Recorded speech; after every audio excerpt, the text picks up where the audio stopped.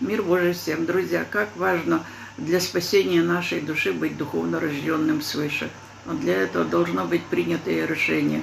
Это стать частью живой Церкви Иисуса Христа, каяться, очищаться от грехов и пребывать в ученичестве каждый день, наполняться Словом Божьим, откровением Божьим, которое дает нам духовное рождение.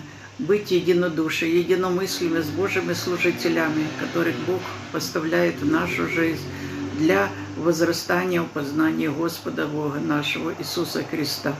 И со смирением приносить жертвы, угодные Богу. Это нести проповедь Евангелия до края земли для просвещения всех народов.